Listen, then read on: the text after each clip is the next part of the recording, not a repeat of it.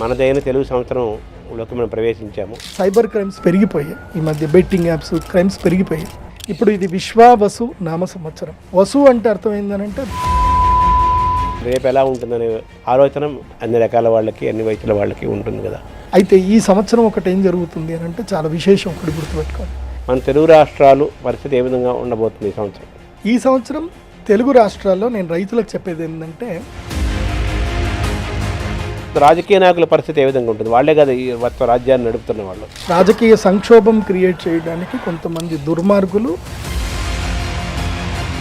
కానీ నేను చెప్పాను కదా, వితిన్ 40 days జడ్జ్మెంట్ వచ్చేస్తుందని చెప్పాను కదా. ఇప్పుడు మేషంకి ప్లస్ మైనస్ ఏముంది? మేషానికి ప్లస్ లేవట్టు, వృషభంకి ప్లస్ మైనస్ ఎలా ఉంది? ఉద్యోగం చేస్తే మైనస్, వ్యాపారం చేస్తే ప్లస్. మిథునం నిమ్మకు నీరెత్తినట్టు ఉండండి, ఎవరు ఏదైనా రియాక్ట్ అవ్వకండి. సింహం చిన్న పానీపూరి బండి అయినా పెట్టండి. సింహరాశి వారు ఈ సంవత్సరం సింహం వేటాడాల్సిందే. మకర రాశి వారు ఈ సంవత్సరం అసలు పెళ్లి చేసుకోవాలి. తులారాశి వాళ్ళు కూడా ఉద్యోగాలు మానేయండి. అద్భుతంగా ఉంటుంది అన్నారు కదా ఈ సంవత్సరం. అదే అందుకే ఉద్యోగాలు మానేయమని చెప్పారు. 6 రాశులు నంబర్ 1లోనే ఉంటాయి. 6 రాశుల్లో 3 రాశులు నెగిటివ్ టైప్, కంప్లీట్గా నెగిటివ్. ప్రజలకు చెప్పేది ఏంటంటే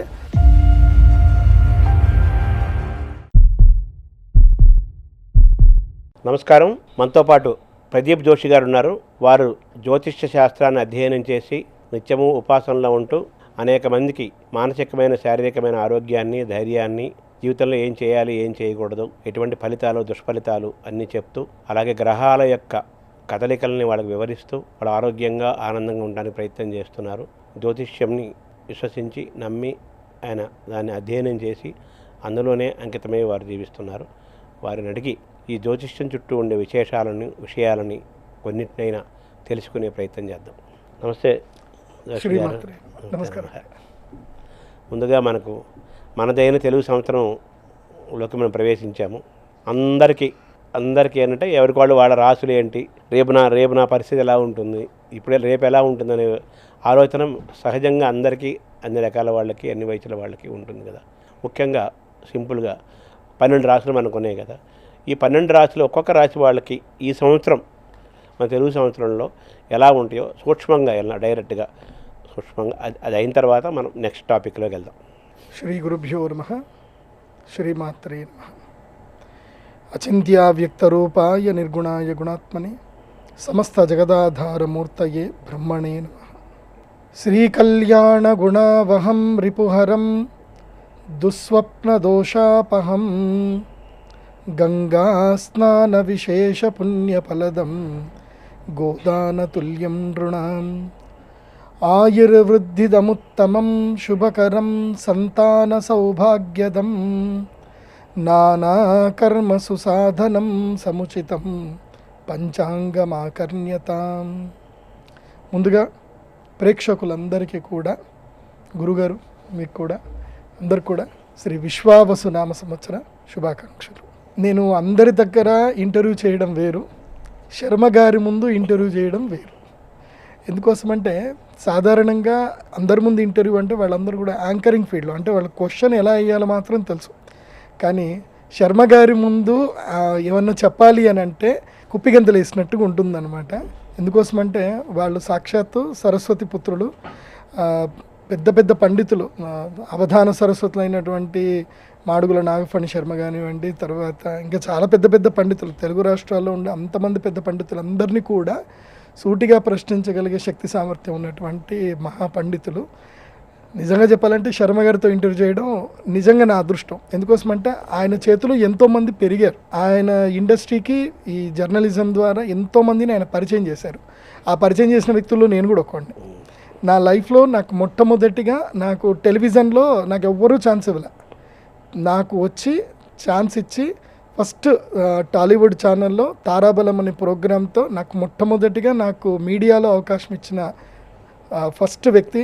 వారి ఆధ్వర్యంలో టాలీవుడ్ ఛానల్ నడుస్తున్నప్పుడు మెయిన్ వీరే అనమాట. ఎందుకోసమంటే వాళ్ళందరూ చైర్మన్లు, వాళ్ళు ఎలా సెలెక్ట్ చేస్తారు, సెలెక్ట్ చేయాల్సింది సరే కదా. అప్పుడు సారు కంప్లీట్గా CEO ఉండే, సరే సెలెక్ట్ చేసి నా టాలెంట్ని గుర్తించింది మొట్టమొదటి వ్యక్తి శర్మ గారు.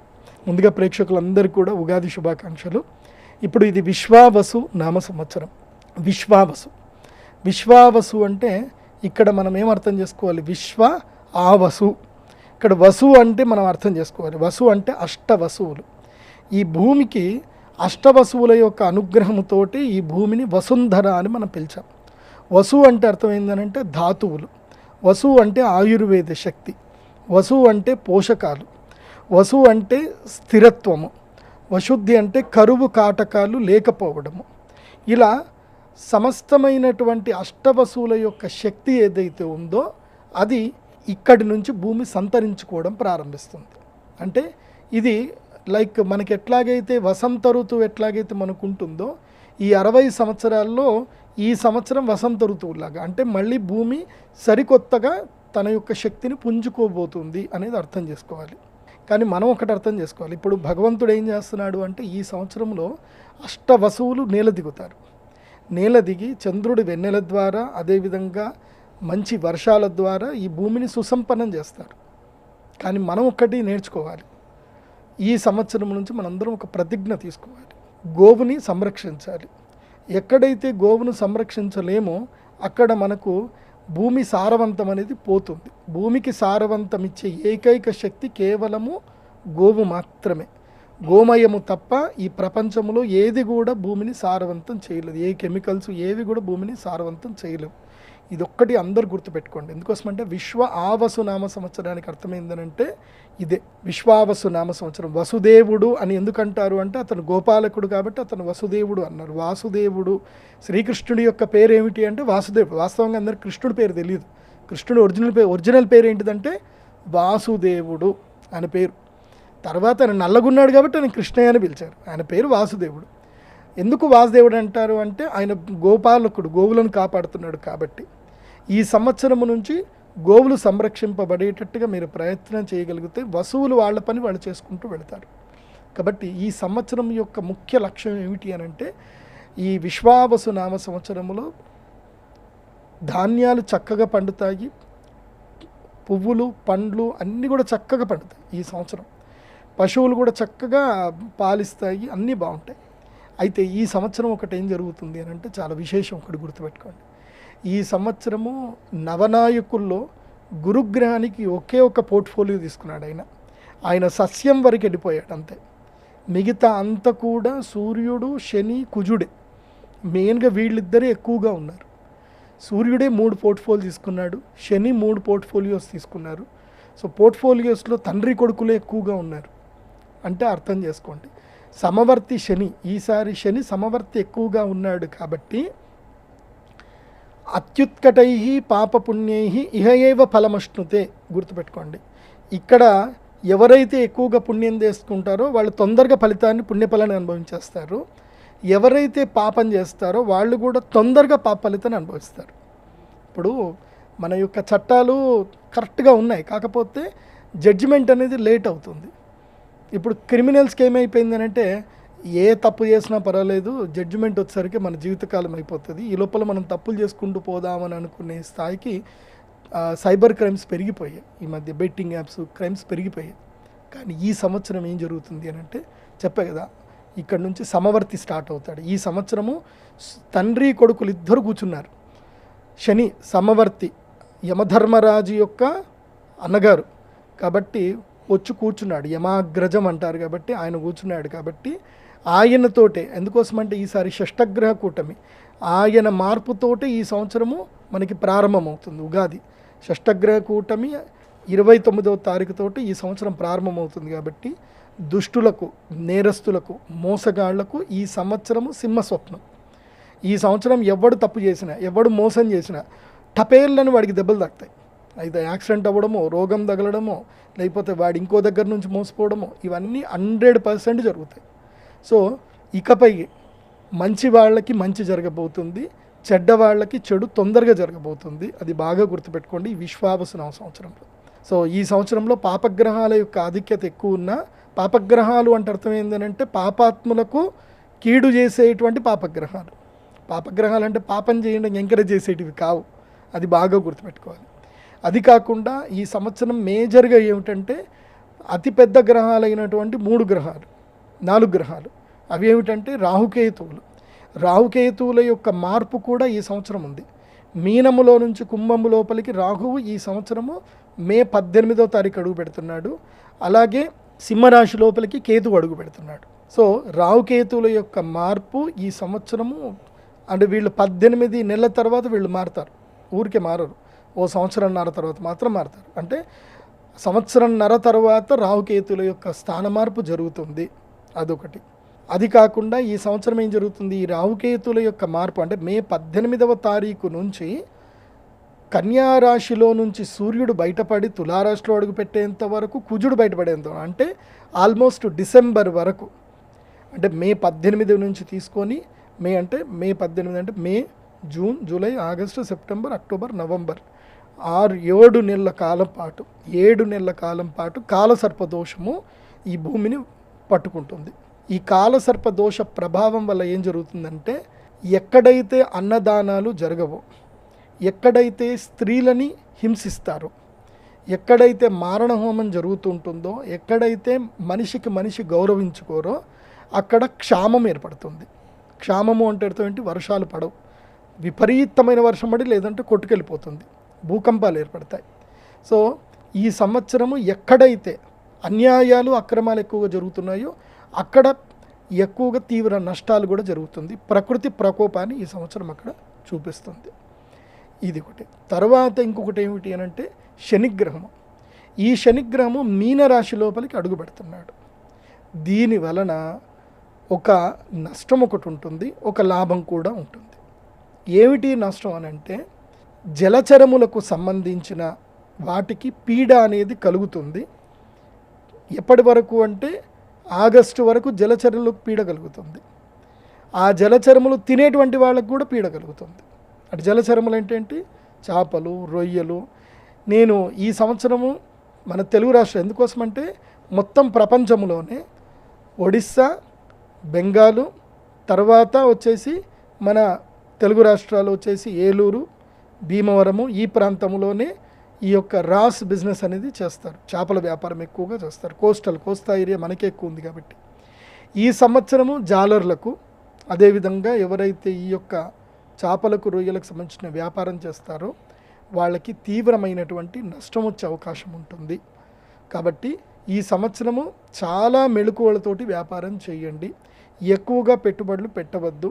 ఎందుకోసమంటే ఈ సంవత్సరంలో ఏవైతే గనక జలచరములకు ఆరోగ్య సమస్యలు వస్తాయి, జలచరములు మనుగడ సాగించవు, అది బాగా గుర్తుపెట్టుకోండి. అదొకటి.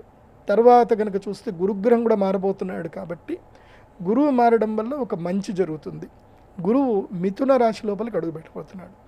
దీనివల్ల ఒక మేలేం జరుగుతుందంటే ఈ సంవత్సరం కొంచెము ఈ యొక్క కోర్టు కేసులు, భార్యాభర్తల మధ్యన కొట్లాటలు, ఫ్యామిలీ కోర్టులు కొంచెం తగ్గుతాయి.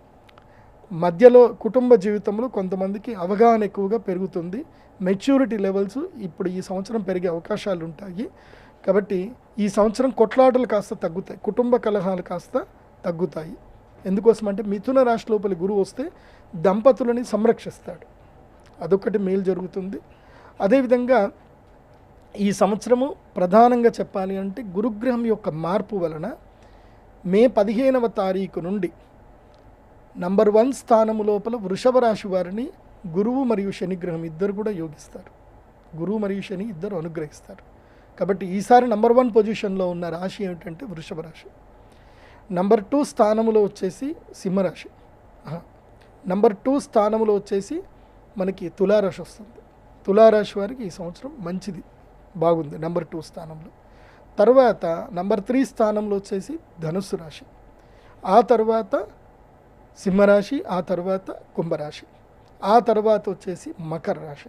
ఈ విధంగా టాప్ 6 పొజిషన్లో ఈ రాశులు వాళ్ళు ఉన్నారు. మళ్ళీ చెప్తున్నాను, మిథున, తుల, ధనస్సు, కుంభం, సింహం, మకరం, ఈ 6 రాశులు ఈ సంవత్సరం టాప్ నంబర్ 1 to 6 పొజిషన్లో ఉన్నాయి. ఆ తర్వాత క్రమేపీ మేషం అన్నారు మీరు ఫస్ట్. మేషం కాదండి, మేషరాశి వారిది అయిపోయింది.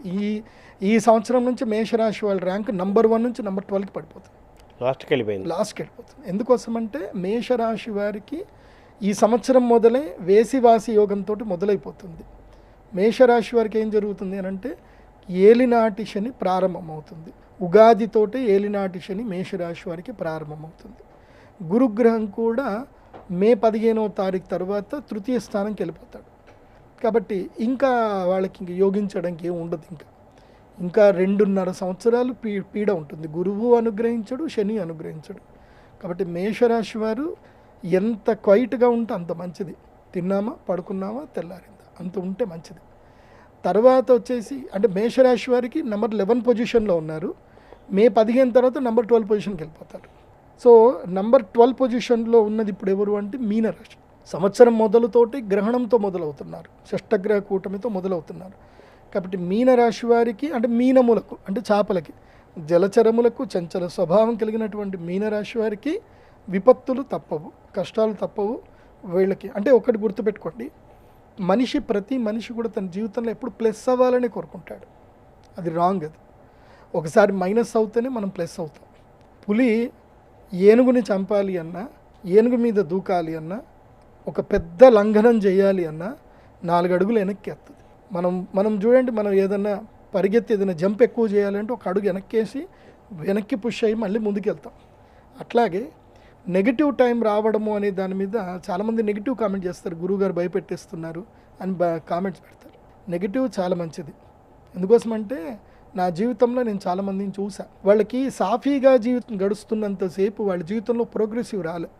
కష్టం వచ్చింది, బాధ కలిగింది, ఏకాంతంలో పడిపోతారు. ప్రపంచం వాళ్ళకి పరిచయం అవుతుంది. వెనువెంటనే వాళ్ళు ఎక్కడున్నారు అని వాళ్ళకి తెలుస్తుంది. వాళ్ళ పొజిషన్ ఏంది, వాళ్ళ ప్లేస్ ఏంది, వాళ్ళు ఏం చేయాలి, వాళ్ళు ఎక్కడ ఏ స్థాయిలో ఉన్నారని తెలుసుకొని ఎదగడానికి సమయం తీసుకుంటుంది. ఆ సమయమే చాలా మంచిది. నేను అందుకే చెప్తాను, మనకి మంచి మిత్రుడు ఎవరు అంటే మనల్ని ఆపదల్లో కాపాడేటువంటి వాడు, అదేవిధంగా వ్యసనంలో కూడా మనల్ని ఏం చేసేటువంటి వాడు అంటే తిట్టేటువంటి వాడు.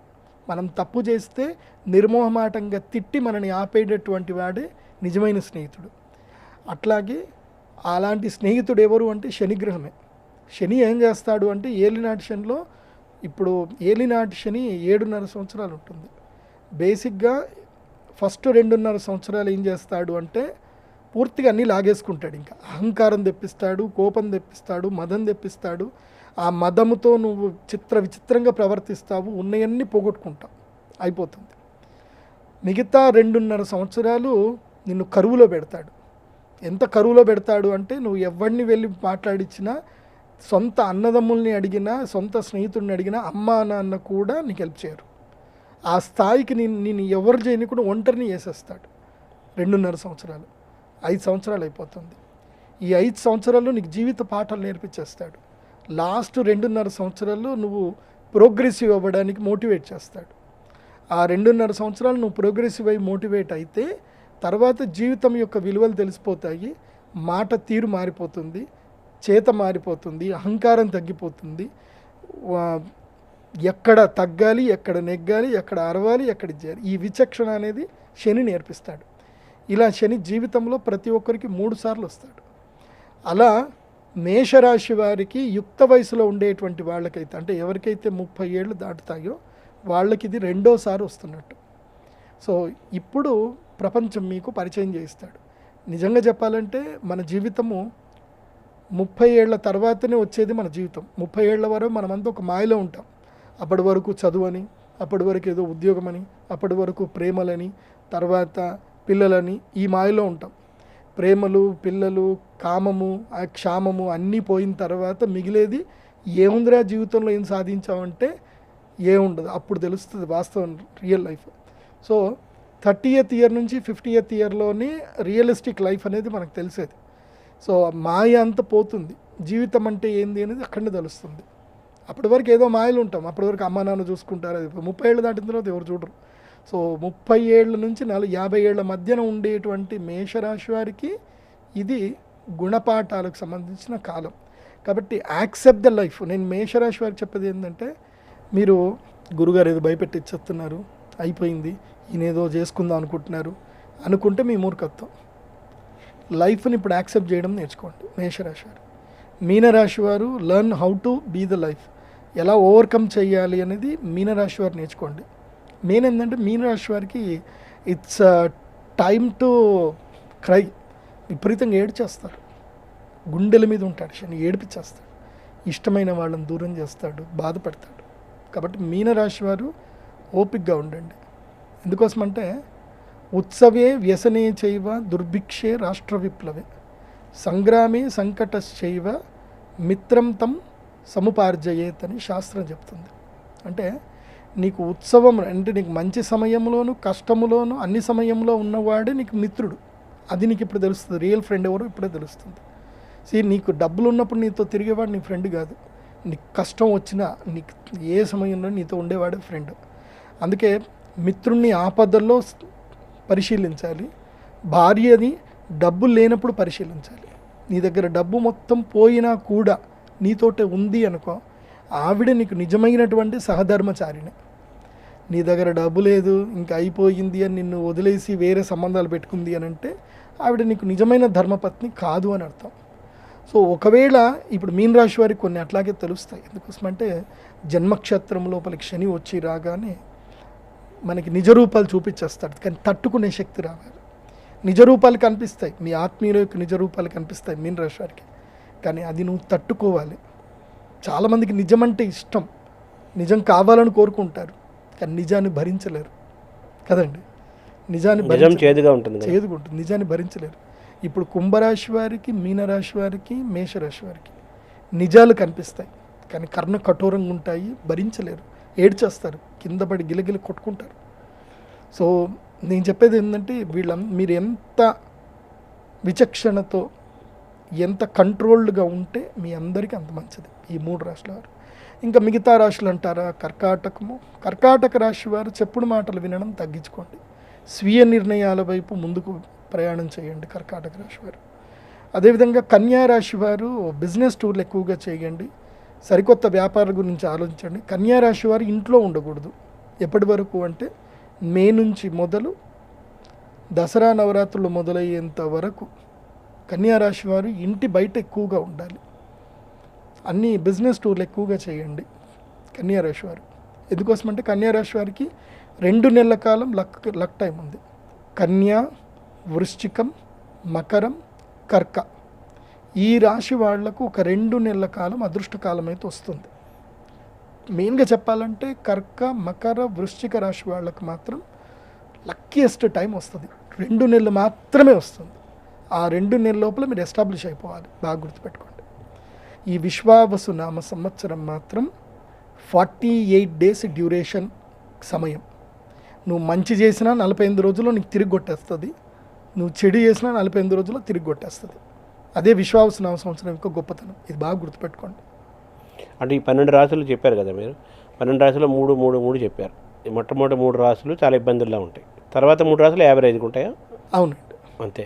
తర్వాత 3 రాశులు ఇంకా కొంచెం తక్కువలో ఉంటాయా? అంటే నంబర్ 1 లాభ నష్టాలు కష్ట సుఖాలు నంబర్ 1లో అయితే కనుక చెప్పాను కదా సార్, 6 రాశులు నంబర్ 1లోనే ఉంటాయి. నంబర్ 1 to 6 6 రాశులు. సో ఈ 6 రాశులకి ప్రోగ్రెసివ్ టైమే. 6 రాశుల్లో 3 రాశులు నెగిటివ్ టైం, కంప్లీట్గా నెగిటివ్. 80 to 100% నెగిటివ్ ఉంటుంది. సో 50 to 70% పాజిటివ్లో నెగిటివ్లో ఉంటారు. సో వాళ్ళు ఎవరు అంటే చెప్పాయి కదా, కన్య, కర్క, తర్వాత వచ్చేసి ఈ మకర రాశి వాళ్ళు, వృశ్చిక రాశి. అవన్నీ బాగుంటాయి. తులాకు సూపర్ ఉంది సార్, తులా మారిపోతుంది, తులా రాశి జీవితం మారిపోతుంది. చెప్పాయి కదా, వృషభ, తుల, ధనస్సు వీళ్ళు టాప్ పొజిషన్లో ఉంటారు. లాస్ట్ 3 అవి. తర్వాత మకర, కుంభ, తర్వాత వచ్చేసి సింహ, వీళ్ళు కూడా నెక్స్ట్ 3 పొజిషన్లో ఉంటారు. సమాన పరిస్థితులు చూస్తే మన తెలుగు రాష్ట్రాలు పరిస్థితి ఏ విధంగా ఉండబోతుంది ఈ సంవత్సరం? ఈ సంవత్సరం తెలుగు రాష్ట్రాల్లో నేను రైతులకు చెప్పేది ఏంటంటే, కూరగాయల మీద ఎక్కువగా కాన్సన్ట్రేషన్ చేయండి. ఈసారి పంటలు అయితే అద్భుతంగా పండుతాయి. అయితే ఈ సంవత్సరం వర్షాకాలం వరకు ఆ తర్వాత మాత్రం ఆరుతడి పంటల మీద ఎక్కువ కాన్సన్ట్రేషన్ చేయండి. వర్షాధార పంటల మీద మాత్రం డిపెండ్ అవ్వకూడదు. ఎందుకోసమంటే ఈ సంవత్సరం కాస్త వర్షాలు తక్కువగా ఉన్నాయి. అంటే పడతాయి, మంచిగానే పడతాయి. మన అదృష్టవశాత్తు మనకి అన్ని వనరులు అయితే అన్నీ ఉన్నాయి, మనకి డ్యాములు అయితే అన్నీ నిండుతాయి, చెరువులు డ్యాములు అయితే అన్నీ నిండుతాయి. కాకపోతే అవి మనకి అందడానికి మాత్రం సరిపడవు. కాబట్టి ఈసారి ఖరీఫ్ మాత్రం చాలా జాగ్రత్తగా చూసుకోండి, కూరగాయల మీద ఎక్కువ కాన్సన్ట్రేషన్ చేయండి. సో వ్యాపారవేత్తలు, రాజకీయ నాయకులు, ఉద్యోగస్తులు, విద్యార్థులు మామూలుగా గృహ జీవితం గడిపే గృహిణులు మామూలు వాళ్ళు ఉంటారు కదా, వీళ్ళ పరిస్థితి ఏ విధంగా ఉంటుంది తెలుగు రాష్ట్రాల్లో ముఖ్యంగా? మీ సమిష్టిగా అడుగుతున్నారు కానీ ఎవరిది వాళ్ళకే ఉంటుందండి. ఇండివిజువల్ రాశి ఫలాల ప్రకారం ఉంటుంది. ఇప్పుడు అందరికీ ఒకే రకమైన వ్యాపారం కలిసి వస్తుందని నమ్మకం లేదు. అవును, ఇప్పుడు మనం రోడ్డు మీద ప్లైవుడ్ షాపులు 4 ఉంటాయి కానీ అందరికీ కౌంటర్ ఒకటే ఉండదు. వాడి జాతకం ఇండివిజువల్ జాతకం ఉంటుంది. ఎవరి జాతకం ఇందాక రాశి చెప్పారు, ఆయా రాశుల వాళ్ళ ఫలితాలు ఆయా రంగాల వాళ్ళకి ఆయా వయసుల వాళ్ళకి అందరికీ వర్తిస్తాయి. కాకపోతే ఈ సంవత్సరం ఒక్కటేందంటే రైతులకు లాభం. ఈ సంవత్సరం రైతులకు మాత్రం లాభదాయకం ఉంటుంది. రాజకీయ నాయకుల పరిస్థితి ఏ విధంగా ఉంటుంది? వాళ్ళే కదా ఈ మొత్తం రాజ్యాన్ని నడుపుతున్న వాళ్ళు, వాళ్ళది ఎలా ఉంటుంది మన తెలుగు రాష్ట్రాల్లో? ఏముండదండి, పొలిటికల్ డ్రామాస్ అయితే నడుస్తూనే ఉంటాయి. కానీ ఈ సంవత్సరంలో మాత్రం ఈ యొక్క మత కలహాలు ఎక్కువగా పెరుగుతాయి. మత కలహాలు మాత్రం ఉంటాయి. రాజకీయ సంక్షోభం క్రియేట్ చేయడానికి కొంతమంది దుర్మార్గులు మత కలహాలను అయితే కావాలని సృష్టిస్తారు. కానీ నేను చెప్పాను కదా, వితిన్ 40 daysలో జడ్జ్మెంట్ వచ్చేస్తుందని చెప్పాను కదా, ఎక్కడిదక్కడ సెటిల్ అయిపోతుంది కానీ జరగదు. నేను ఒకటి ప్రజలకు చెప్పేది ఏంటంటే, రూమర్స్ నమ్మకండి. మతాలని రెచ్చగొట్టి ఎంజాయ్ చేసేవాడు పైన ఉంటాడు, వాడు మాత్రం వాళ్ళు ఇద్దరు ముచ్చట పెట్టుకుంటారు, డార్క్ రూమ్లో మందేస్తారు, కానీ మనల్ని రెచ్చగొడతారు. కాబట్టి రూమర్స్ అస్సలు నమ్మకండి.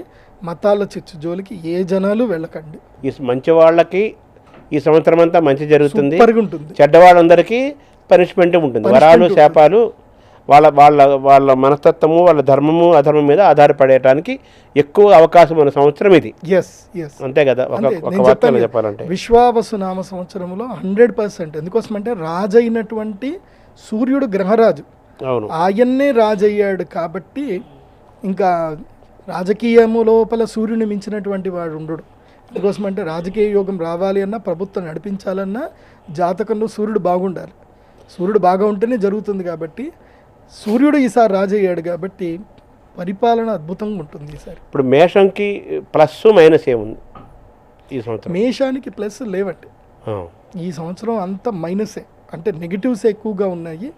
ప్లస్ అంటే ఏం లేదు, జీవితం కంటికి కనబడ్డమే ప్లస్, వాస్తవాలు కనబడ్డమే ప్లస్. దాన్ని యాక్సెప్ట్ చేయగలిగితే ప్లస్, యాక్సెప్ట్ చేయకుండా బాధపడిపోయి ఏదో అయిపోయింది అని చెప్పి బాధపడితే మాత్రం, కింద పడిపోతే మాత్రం మైనస్.